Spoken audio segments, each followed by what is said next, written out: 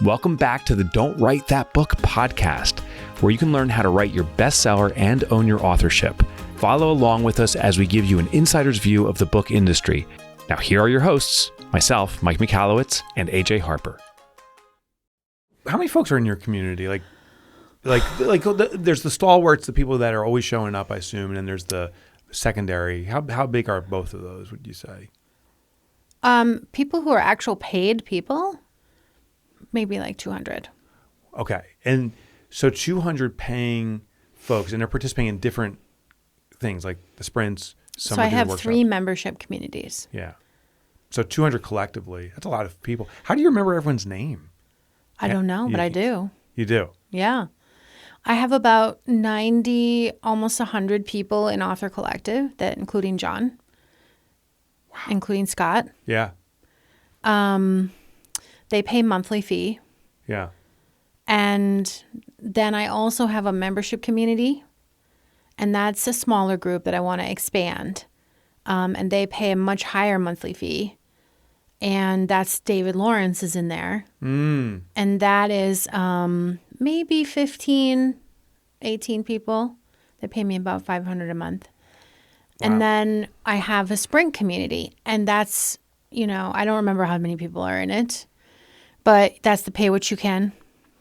Have you had any hookups or connections happen through your organization? Sometimes romantic, sometimes otherwise. 0 romance. Okay.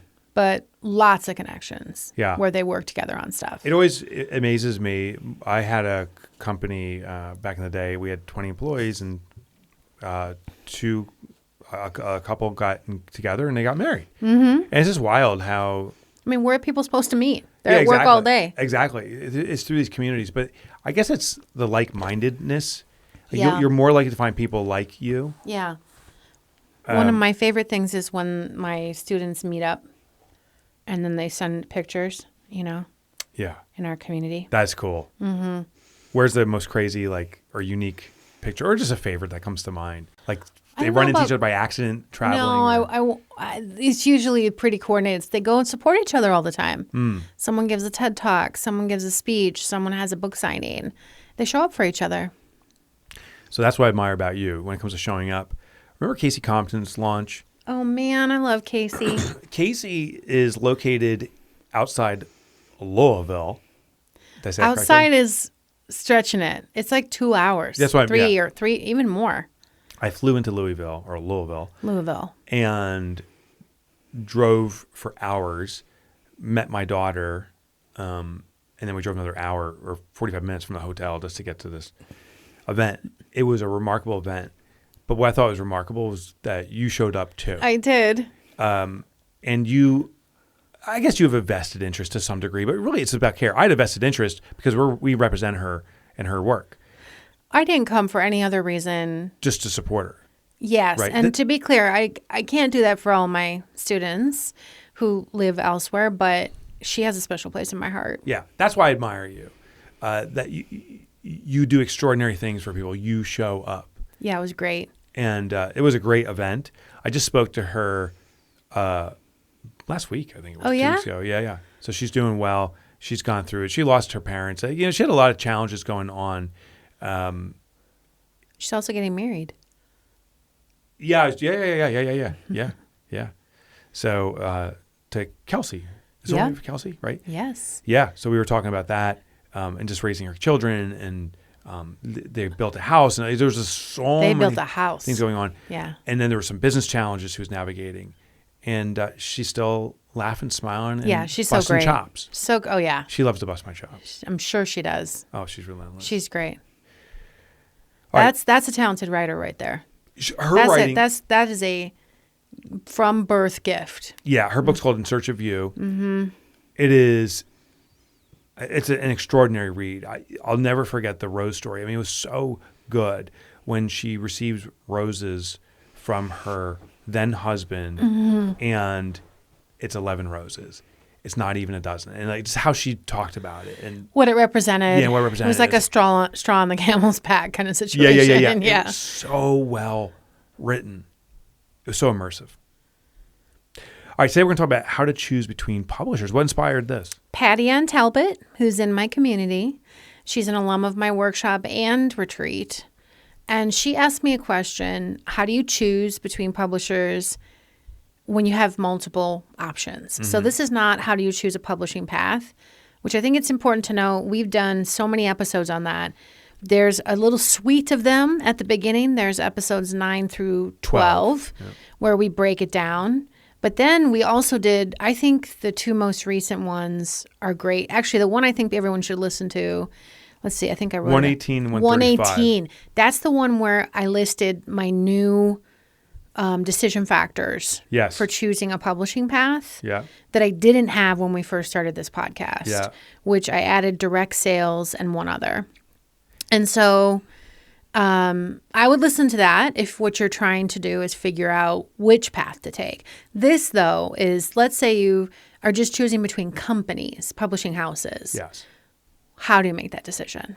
Yeah, and you also mentioned episode 135 in here as a resource. That's where you and I revisited the traditional versus hybrid decision from your perspective, having just finished publishing with Top Tier Hybrid. Is Patty Ann facing this decision right now, or she's preparing for the possibility of it? Preparing for the possibility, yeah. Okay. So it happens more frequently than I anticipated. And the reason I think it happens more than I expected was because my experience was just with one publisher. Yeah. So the backstory is we finish off the Toilet Paper Entrepreneur. It goes on to sell over 10,000 units the first year. And it's subsequently sold over 6 figures. And I get a call from David Moldauer. Mm-hmm. Now, I ran into David Moldauer. Did I tell you? I ran into him about 2-3 months ago. You did tell me, and I was also at a dinner with him a few months ago. Oh. One of Alex's things. Okay. This was not an Alex dinner. This was Alicia Cohn. Alyssa Well, he Cohn. didn't know me because I was a stealth ghost at that time. So. Oh, wild. Yeah. Did you do a reveal? I did explain that I'm your co-writer when they have you go around, or maybe someone even said that I am. Okay.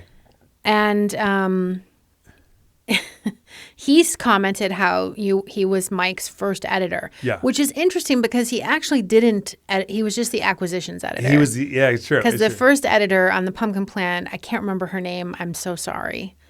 I can picture Is it Brooke? Brooke, I can't remember her last name at the moment. So, but the thing is, I had no interactions with David, and he didn't know I existed. Yeah, so funny. And so did he introduce himself first before you did? No, okay. I did. Okay. Yeah. Yeah, and it's true. He was my first editor. But now he's an agent.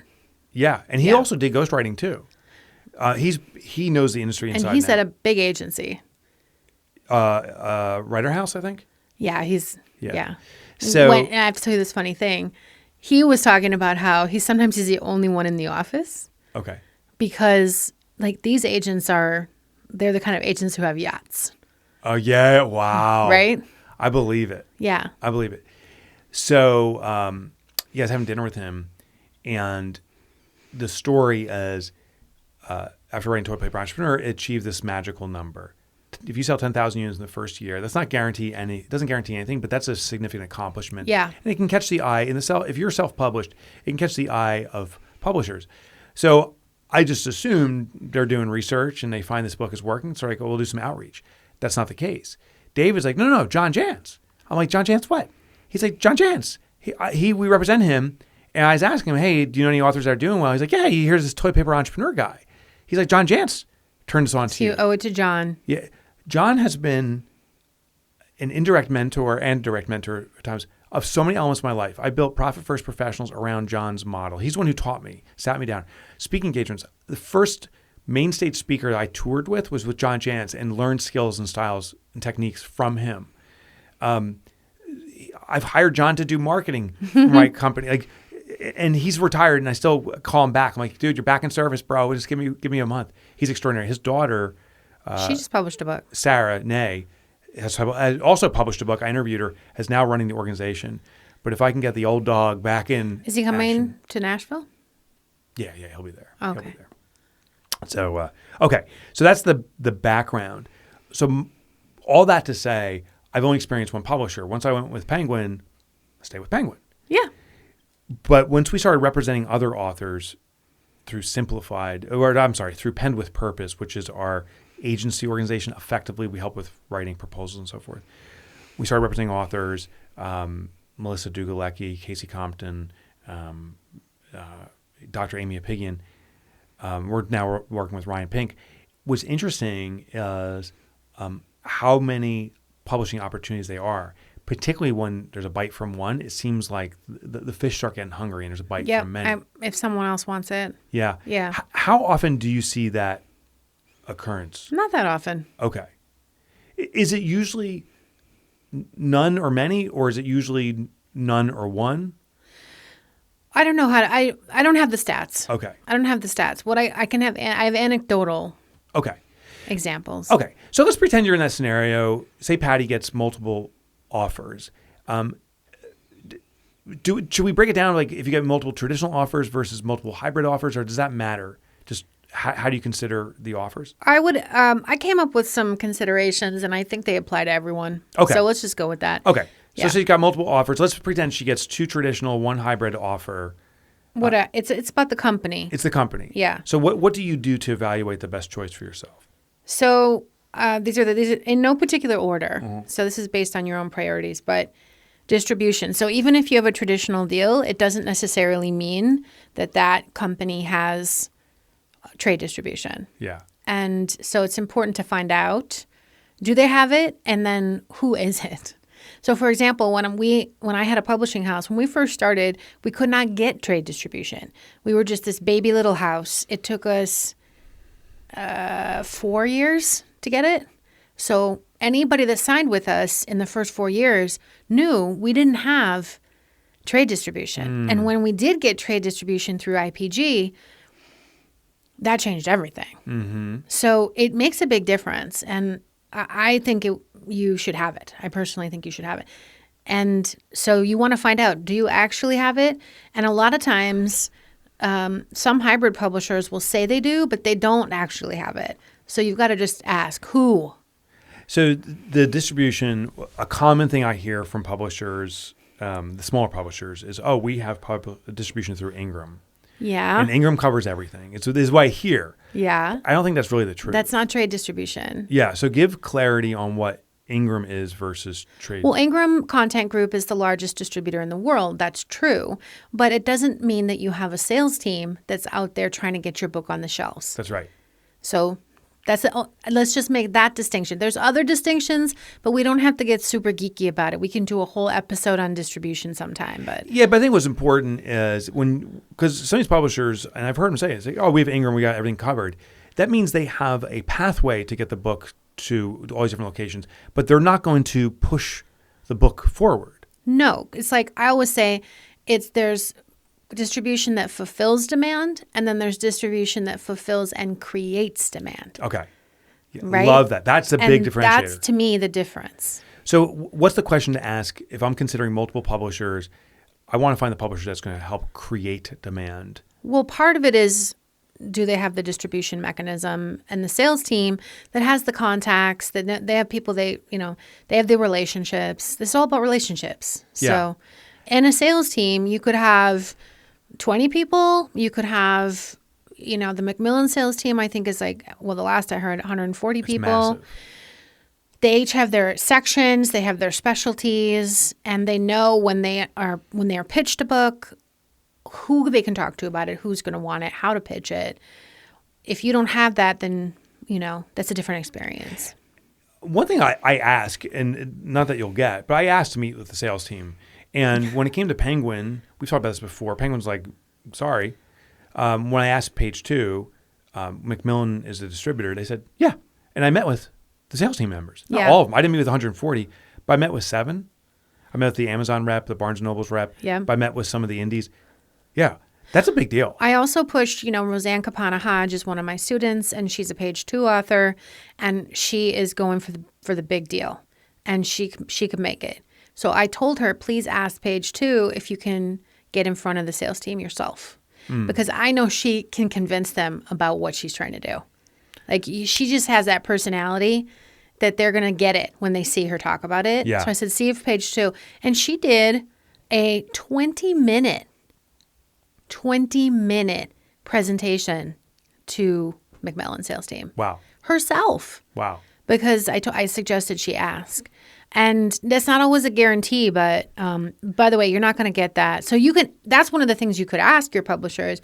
Would I have an opportunity to meet the sales team? I think it's a big qualifier. Yes or no, it's a big qualifier. I would ask, tell me about the sales team. If they don't have one, that's something. Okay, but let's have an asterisk here. You have got to be ready for that. I mean, you can't just be like, I'd love to meet the sales team. This is not a social deal. Oh, no. This is like, you better be on your game. You better have everything ready to go. You better have your major selling points. You better have a marketing plan in place. You better know exactly how to answer their questions. And you're going to maybe I was shocked that she ended up with 20 minutes. Yeah. Because as publishers, you might have 20 minutes for your whole season. Yeah. Let alone one book. Yeah. So, but you have to be prepared to go long, to go short, all of it. Even you know. So just to give you context, I, with Penguin, got 0 time with the sales department with 6 titles or 7 titles we did through them. With Page 2, Macmillan Distribution, I also got 20 minutes, and I decided to go in person. So I was there face to face in their New York offices. Many people called in virtually, but I was meeting with the team.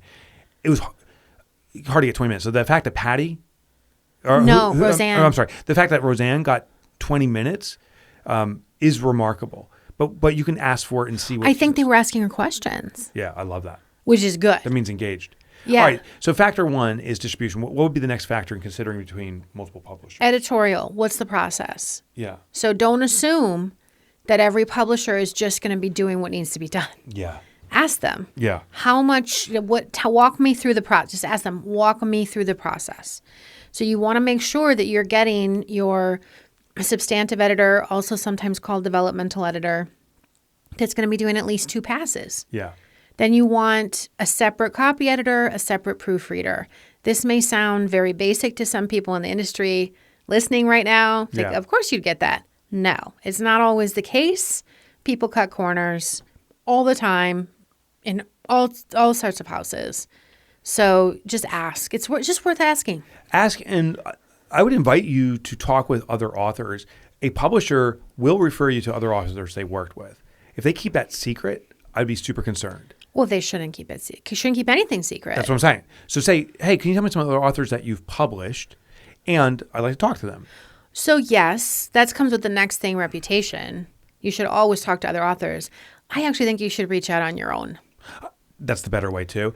But ask them about the editorial process.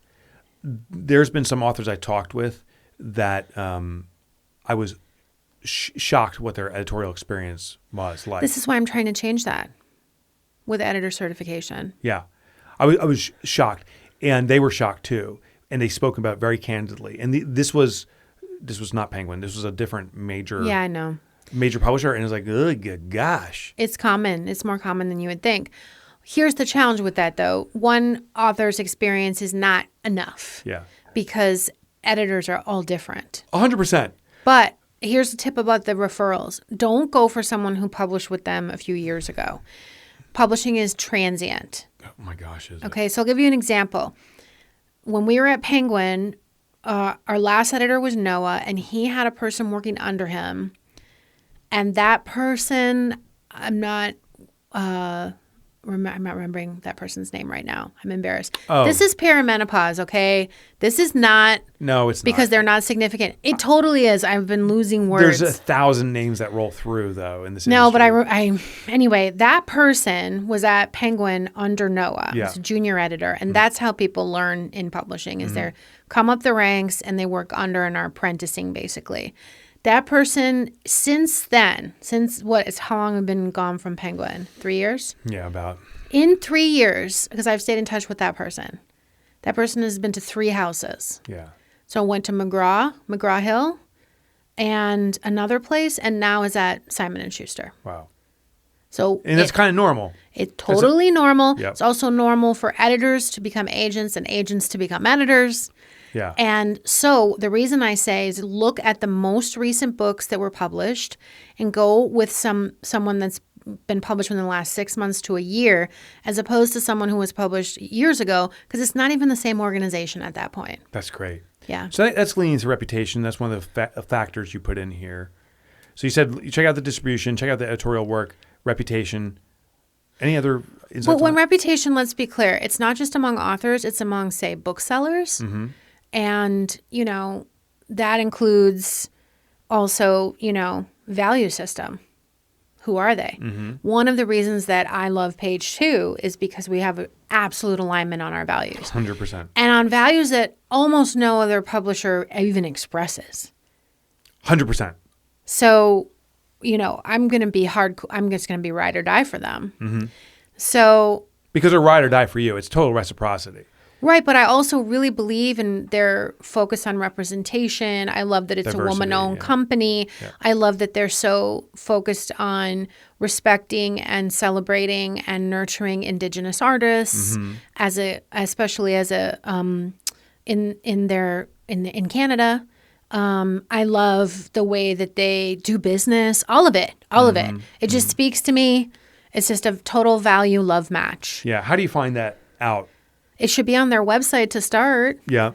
And then ask them. Yep. But also look to see if any of the founders have done a speech recently. They should be sharing this information. The biggest determining factor of why I went with Page 2, maybe it wasn't the biggest because you were recommending them highly. Michael Bungay Stanier, who I know well, was recommending them. Alan Dibb was recommending them. So I was getting recommendations, was the stick-to-itness. The candor. So I started talking with Trina mostly and then Jesse about I know because I connected you. I was like, remember with Get Different? I was like, why don't you think about this? 100%. I feel like you should go have the conversation. And you did have the conversation. 100%. Yeah. And it wasn't the right time for me. Right. And they said, then it's not the right time for us. Let's do this next go around. That's a good thing. No pressure. That's another thing. That was the biggest thing. Yeah. And so I was like, okay. I said, I can come back. They're like, yeah. Yeah, it's not now or never. It's now or later. So I came back later. The next one I said, not yet. And they said, okay, but we're still interested. The fact that they were sticking around and willing to have a dialogue over and over again, I was like, these are my type of people.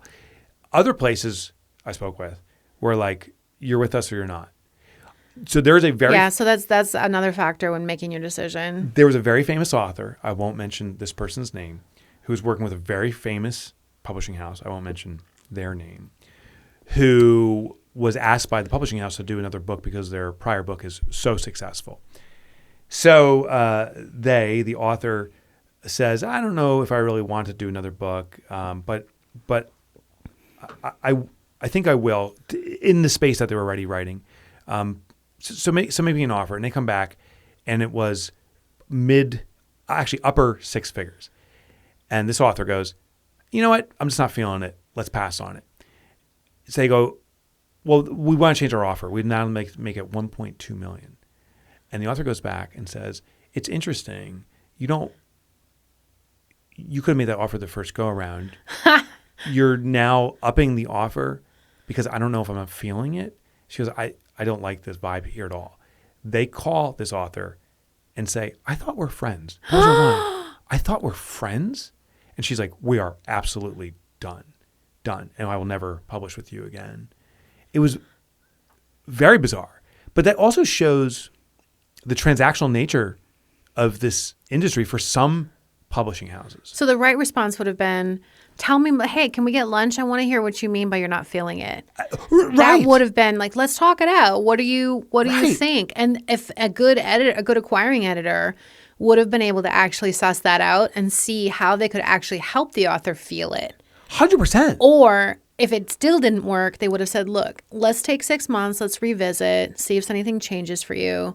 I'd love to keep this conversation open. Yes. That's how you handle that. And I think even with the changing offer, I think you could say, we don't mean to insult you. This is our accounting department. It comes back and they say, here's the numbers. And now I'm embarrassed that that's the way it played out. Yeah, you could have saved it too. But I mean, initially it should have just been, hey, let's get coffee. They always start that way. But hey, I thought we're friends. Because they thought that I'm not feeling it was a negotiation tactic. Yeah. And it wasn't. No, it wasn't. And it was funny, as the offer got bigger, it was just this one leap to 1.2 million. This author's like, I'm disgusted now. I'm not feeling it, went to disgusted. Yeah. I made a decision about my next book, by the way.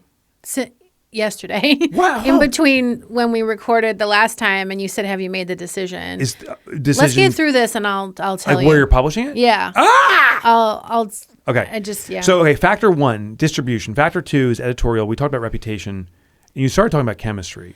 Yeah, I think this is a real thing. And I always tell my authors, if you're trying to decide, because I have one author, Jen Blau, and her book is Beyond Compassion, and she's a page 2 author. And this is for people who are in animal rescue or people who are in animal care, and they are having compassion fatigue and sometimes severe depression and some serious issues related to trauma, dealing with hurt animals, abandoned animals. You know, it can be pretty gnarly, and it gets really difficult for them. So Jen Blau is a therapist. She has a big practice in Michigan, and she actually knows Casey Compton. Oh, really? Yeah. She did her whole, what's it called? $1 Million Practice thing, I think. Okay. You know, one of Casey's brilliant businesses. Yeah. But Jen Blau is this amazing therapist. She came and did editing retreat on Madeline Island to work on Beyond Compassion Fatigue. And she decided, I'm going to go top tier hybrid. And just in case anyone's wondering, that is my term. I'm hearing people use it now, but I actually created the term. It's not a fancy term, but I needed a way to distinguish between the absolute dreck that is low tier hybrid, as I would call them. It's not even low They're tier. a factory. They do not care if your book sells. They're only for the acquisition dollars. I gotta say that's misrepresentation by them. Like that's not low tier. That is misrepresentation. Well, I call them low tier, and the high tier would be Page 2, She Writes, Idea Press, some others. So I did it so that my students could understand the difference, because anybody can say hybrid. So she had decided I want top tier hybrid for her own reasons. And I recommended for her to send it to different places, and all 3 places accepted her, and these are highly selective places. Yeah. I was so proud of her and stunned. But she chose Page 2 in the end, but my note to her was, who do you have chemistry with? Yes. Who do you feel like I can, because this is a collaboration. Yeah. Who do I want to work with? What feels right to me? And she felt it was them. So you know, have a meeting or multiple to see, are these my people or not my people? Yeah. There's no question about it. Chemistry. Do you like their mission? Almost everything. Yeah. Yeah.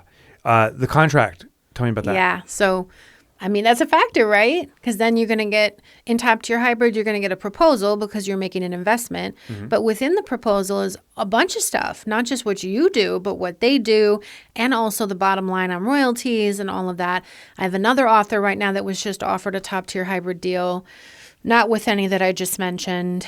And the royalties are only 15%. What? Thank you. Thank you so much. And I'm shocked. I know. And she was texting me and saying, is this normal? I'm like, no. That was a top tier? Top tier. Well, maybe it's not top tier anymore. No, it is. I just don't know what they're doing. So what did they reduce? I'll tell you the name when we're off. Okay. Did they reduce the fee substantially or something? Like I don't think so. I said, send me the proposal when you get it. But when you get a top tier hybrid, by the way, if you're listening, go to IBPA and look up their hybrid criteria. Yeah. That will tell you what to look for in a hybrid. Yeah. But basically, you don't want anything less than 50% on your royalties. Well, 15%, just to be clear, I just want to make sure I'm on the same page with you. If my book retails for $30, 15% of $30 is $4.50, if I ran the math right. Yep. That would be what you get every time a book sells. That's 15%. Yeah. Okay. My experience is how the hybrid works out is usually about double the earnings. So I'm getting 30, not 50. So that's why I want to see the proposal, because what I'm wondering is, are they including the cost of printing and it works out to be? So I don't know, but my point is you should be suspect of any hybrid that says you have a 15% royalty. Yeah, I would look for, if you look at a traditional deal, to get in your royalties about double, because you've also 100% flipped the money game. They're not paying you in advance. you're paying them in advance effectively. I'm just saying the standards for the IBPA is at least 50%. 50% of retail price? No, that can't be. No, it's a 50% royalty. But based on But what? they don't do lists the same way that. But 50% based on what? Like, it's not 50% of the MSRP. No, they don't factor the royalties the same way with hybrid. So we got to see what that is. Yeah. I do some research. I wonder in traditional, they do it based off list. There's a thing called the 50% profit share, and some traditionals do this now. I have all in is on a 50% profit share, and that's another model. I'm making, I would say, $6 a book. So it just gives you perspective. At any rate, the contract, that's something to look at. We'll go through it in detail. I wonder if you could use AI to your advantage here and say, compare this to what is a traditional, compare this to a hybrid. Is this optimized? Just to get a sense. Definitely join your workshops, your classes. Well, get an attorney. Get an attorney. But talk with you guys, like talk with peers. Oh, yeah. I mean, that's one of the things in my membership community that I think I probably don't even talk enough about is just people coming to me to figure out what to say to their publisher. I love that. What do I say about my cover? How do I handle this? I'm not hearing from them. What should I do? Yeah. And just the language of, okay, do this. Oh, here's what's happening behind the scenes. Because they don't actually know what's happening behind the scenes. Like I had one author, I've said this on this podcast before, but I had an author with a Big 5 deal, and their editor said for her to start her pre-orders like a month out. That's crazy. What kind of nonsense is that? That is absolutely crazy. I started my pre-orders, I think, 9 months in advance. This is what they're telling. And how are they supposed to be successful? So that person's coming to me and saying, because they know, because they're in my community, okay, this is what they said. Yeah. That's not right, is it? I said, no. She said, what do I do? Here's what you do. Yeah. So you need, the problem is authors are at a total disadvantage. Totally, because you just don't know what's coming. And there are some reasons, I bet you that there's some reasons behind part of that argument. Like, you do want to get some pre-orders leading up to the sales for momentum and stocking reasons, and there may be some reasons, but to take it at face value is very risky. No, it was totally wrong because it should have been way earlier. And by the time she would have done that, that means that they had already made their decision on the print run. That's actually a great point, too. You're not influencing the print run at all. Exactly. But authors don't know they can influence the print run. Oh, my God. They don't know. So if you go to ajharper.com. Seriously. Save your life. Go to ajharper.com now. I honestly feel like this is something that I wasn't realizing people needed so much until people are coming all the time and saying, what do I do? How do I do it? Because they don't understand what's happening behind the scenes. And publishers are not saying what's happening behind the scenes. Yeah. So by then, the time they figure it out, it's way too late. And then this is also, it's not in the publisher's best interest, by the way. Yeah. Because now they get a bad rap. And in fiction, the only thing anyone ever says is publishers are terrible. Yeah. The only one and now with so much move toward direct sales, publishers are just going to keep losing authors. Yeah. Because all they would need to do is have good communication. It's really it. Yeah, sorry, you're getting my high horse right now. But it's the theme of the day. You need to, because give me another factor that you should consider when you have multiple offers coming your way. I think one of the biggest is, are they champions for your book? And how do you define that? Do they really want it? Do they see the potential? Do they have ideas about how they're going to sell it? Do they see where it fits in the marketplace? Are they so excited to have it? You know? Do you see indicators of that, like certain things that? Yeah, just energy. Like, are they the way they talk to you about it, the way they've thought about it? Have they given it deep thought? And you can tell based on what they say. You know, their plans for it. Does it sound like a canned thing that they're going to do for every author? Yeah. Or does it sound like they really are excited about this title? I really want this title. Why do you want it? And what are you going to do? To champion it? You know something, and I know I'm lauding on page 2 a lot. We both do, and they deserve it, is they bought of The Money Habit for every one of their employees. Like, talk about being a champion. They're instituting it into their own business. They're giving it to their teams. Yeah. So I think what you could do is, have they been a champion for books prior to you? Sure. And that's a good indicator, because history does seem to indicate the future. That's a good point. And then just ask them, why do you want this book? Where do you see this book? What do you what would it mean to you to have this book in your catalog? Yeah. Ask those questions. I think another factor to consider that you don't have in this list yet, but we start touching on it, is the money component is massive. You can get an advance. You may pay yourself up front. I left the money off. Yeah. So you're like, yeah. It actually says, don't worry about the money. I got you. It doesn't say It that. says, don't worry about the money. I got you. I guess it was Go to implied in ajharper.com. contract, but gosh, we are so different. So considerations that we have is distribution, who's got the best option for you, Yeah. editorial work, Yeah. reputation, chemistry, the contract champions. What I want to talk about money is for some authors, it is not viable to pay upfront, Yeah. and that may negate them from doing hybrid work or self-publishing. Yeah. You just can't afford it. And you can get an advance. So you may take a lesser deal in some of these other categories, but financially you can't choose another option. Yeah. Okay. So let's talk about the money then. For one thing, if you've worked really hard, some of my students who've worked with me, they can go in and negotiate with Top Tier Hybrid and say, I'm part of AJ's workshop. Can you just look at my manuscript? Mm-hmm. I may not need as much help as you think, right? So they can sometimes talk down the editorial portion so that they're still getting editorial support, but the publisher recognizes it's not a heavy lift. So they have to price what they do based on the lowest common denominator, the person who's going to need the heavy lift for editing. So you can go in and say, is there room here? Because, and then I think you can also look at those contracts. A lot of the marketing stuff, really be honest with yourself about if you actually need it for your book. Yeah. But so you can negotiate the fees. There's I would consider them a top tier, albeit boutique hybrid called Inspired Girl, Jen Tuma Young. Yeah. Extraordinary. They wrote Scar Tissue. This came out from Melissa Dugalecki.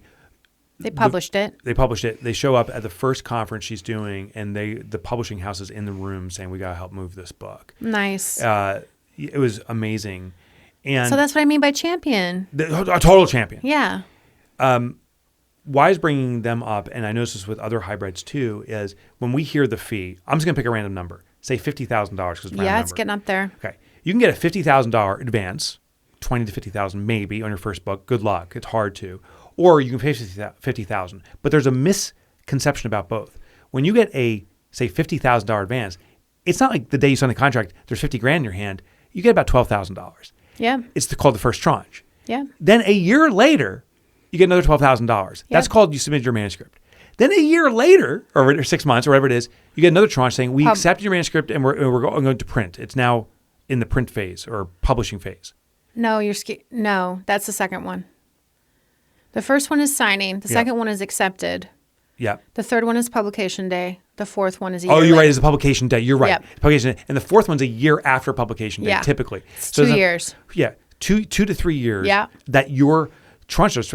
Now, the things are, so people misunderstand that around advances. What people misunderstand around hybrid deals is that's also tranche. Yeah, it's tranche. So it's not $50,000 right up front. Yeah. So you're doing the same $12,000 on signing. Yeah. $12,000. It's almost the same frequency. So that $50,000 is paid out maybe over 2 years. Yeah. But something that Jen Tuma Young's company does, Inspired Girl, which other organizations support and do if they're tier 1, is they show you how to get pre-order demand with receiving that compensation to offset those fees. Yeah.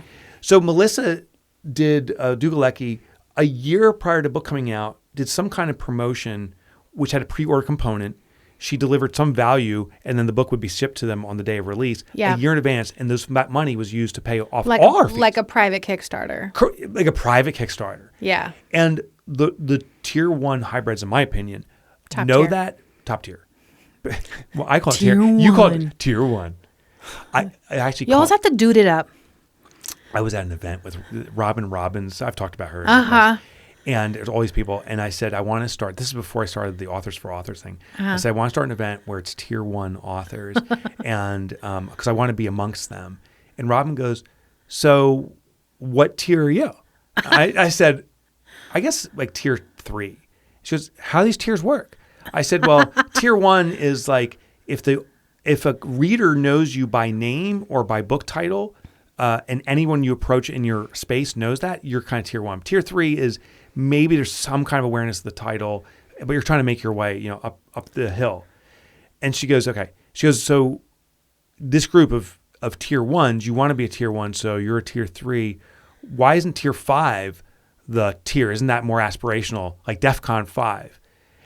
By the end, she was making so much fun of me. She's like, you should have a tier like 8 also. Like all this, she's just like leaning into it. I'm actually meeting up with her in a few weeks. I'm glad that you abandoned that. Yeah. Well, it's like a D-list, A-list, B-list kind of situation. Yeah, I guess it's stupid. No. But anyway, so the top tier hybrids also want to help you offset the fees you're going to incur. They don't want it to be a financial burden for you. This is how they pay for their business. This is how they operate. They need the income, but they know if the author can't pay for it or struggling to pay for it, you can't be all in on your book. They will help you with strategies. Yeah. I've noticed that throughout. Yeah. And then the last thing about money I would say is, when our publishing house first started, it was literally the, kitchen table publishing house. We had no money for advances. Yeah. When we did have money for advances, it was a 3-digit advance. Okay. And that was hard. We published in 8 years almost 100 titles. Okay. Well, that's 100 times hundreds is lots. And we were self-financing everything. And everything had to be print on demand because we couldn't, until later when we could do print runs. Because we could not afford print runs. So, this was, duct tape and whatever. High editorial standards, of course. Yeah. But that's where we put our money. That's interesting. I'm just saying a bunch of people launched their careers at that house. Yeah. So when you're thinking about money, I just talked with one yesterday, Julian Winters. He's a New York Times bestselling author now. And it's interesting because he's at 3 different Big Fives with multiple titles. Okay. He did one here, this one there. He's got a middle grade, he's got a bunch of young adult, and then he has an adult title. And so they don't always go to the same house. Oh, that's interesting. Great agent, New York Times, right? He was waxing poetic about our little house. Oh. And he was saying, you just took such good care of me. Yeah. And he misses it, even though he's at, he's having an enviable career. Yeah. Right? Yeah. So the money is what I'm getting at, is a factor, but don't knock the press that can't afford a big advance, but is so going to be your champion. 100% agree. And they are going to bust ass for you to make sure it's the best book in editorial and that it gets seen by the right people and then lives on in backlist. 100%. That's what you really want. And be real careful about the ego associated with the number too. I was working with an author. We were considering them for Pen with Purpose. That was our literary group, and or it is, I should say. And they said, if I don't get mid-6 figures, I'm not doing anything. And we could not find anyone interested. So we didn't even walk. We kind of tested the waters, and we said, we can't represent you. They failed to get anything. You used to say something interesting. You used to say, you think the bigger advances get more of an investment from the house. Right. I don't think that's necessarily true. I have an author who had a significant deal, and that's the official term. So that means mid 6 figures. Uh-huh. 0 marketing support. I agree. 0. I got mid-6 figures and got 0 marketing support. But they were not invested. They were nagging that person, why aren't you selling more? But they were not actually invested. All right. So I have an author I worked with that got millions as an advance, and that organization is very invested in its success. There's a certain point. Okay. So what you're saying is you have to get a super advance. Yeah, for them to be invested. Okay. The reason, to me, the reason I got a mid-6 figure advance was because of my historical performance. I know, but this was a debut author. That's surprising, yeah. Right? Yeah. Who doesn't know what they're doing? My argument here is just be careful about the ego associated with money. No, I got your argument. I was just adding a new thing, which is I don't necessarily think it's true that you're going to get the support you think you will relative to the advance. Agreed. Because to me, if you have a debut author, you should know this person's going to need a little extra help to figure out how to navigate this if we're going to get the numbers we want out of this person. And none of that happened. Yeah. Yeah. Not surprising. I know, but what the hell? Which is surprising, right? Any final thoughts on picking a publisher? It's just got to be, what you need and what matters for you. And I often tell my authors, look, no publisher is perfect. So if you're looking for that is a never ending. Yeah. So just find one where you feel pretty good about it. And then just do your best to partner with them and make it work. Knowing that you're still going to have to probably fill in some gaps that they don't do, knowing that they're probably going to piss you off, they're probably going to make mistakes. This is normal, so just try and get as close to what you... I like that. Yeah, to get just get it published. I would put a weighting on things. 'Cause some people need the money, and the money is a more important factor. Sure, priorities. Other people need a long-term relationship. So identify your priorities. These aren't weighted equally, but now you have the factors. Absolutely, yeah. We talked about ajharbour.com. Make sure you go there. We also have free resources at DWTBpodcast.com. So visit our website. Also sign up for our email list, or you can email us at hello@DWTBpodcast.com. We want to hear what you're thinking about. You know what's really important, AJ, and people are doing it now. Please rate and review the show. Yeah, we love that. It's unbelievable how much helpful. It's very helpful in getting the word out to fellow authors. And if there's any industry in the world that is not competitive but is inherently collaborative, it's authorship. Because the more people that read, AJ, your book, the more people are going to be interested in reading books in that space. Sure. So the more people that listen to this podcast that are authors, the more we elevate the authorship community, the more all of us are winning. That's my argument. Okay. I think that's it. Remember this? Please don't write that book. Write the greatest book you can.